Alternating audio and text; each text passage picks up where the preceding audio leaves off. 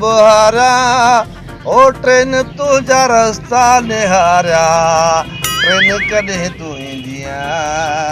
देरि कई थी को माण्हू बचाइण बि नथो अचे अला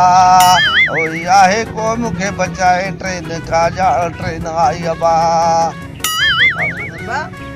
छा थो करे बाबा? अबा अबा हे बंद ते सुतो पियो आहे ॾिसे थो हे मां ख़ुदकशी थो कयां। ख़ुदकुशी करे थो? हा बा हा बा कर कर कर हाँ कर ख़ुदकुशी कर कर कर अरे ढले भी न थो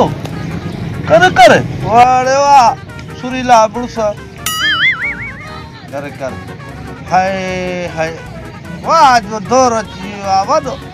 अड़े अॻे त भेड़ा ख़ुदकशी जी माण्हू ज़ोरी अचे भाकुर हणी चवंदा बाबा न कर बाबा अलाह खे मञ न कर हे भेड़ा कहिड़ो दौर अची वियो आहे जो माण्हू सुतो पियो बाबा? अबा हे मां हिते बंद ते निमाज़ थो पढ़ा अबा ॾिसे थो बंद ते ख़ुदकशी थो कयां पुछा थो करे ख़ुदकशी? हा सदा कर भली कर बाबा भली हाँ भली कर जेको जे भली करे है कहिड़ो तरीक़ो आहे बचाइनि बि नथा मां सम्झां थो मूंखे इहो प्रोग्राम कैंसिल करणो कोई बचाए कोन थो मां ॼाणे अंगड़ा बुहारिया कोई माण्हू जो वाटू लिहारिया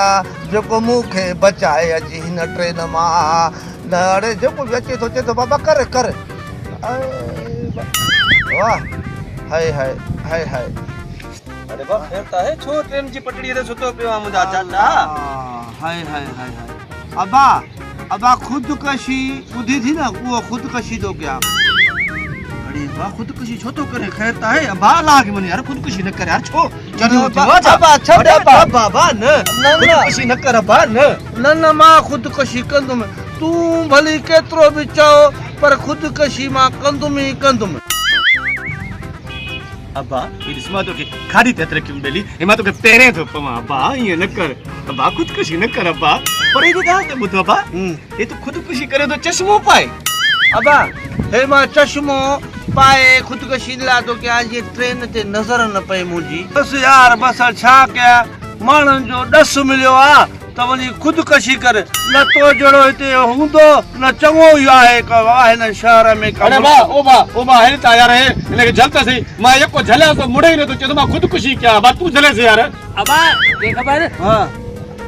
क्यों भी करे नहीं खुदकशी क्या मसला है? अबा मैं को सब तंग इन घर वाले भी तंग इन शहर वाले भी तंग इन तो वञी ख़ुदकशी कर मैं को ॾस मिलिया है अबा तंग किए न थी संस खुदकशी हटा गटा केडू करे से वो बनता ही भगले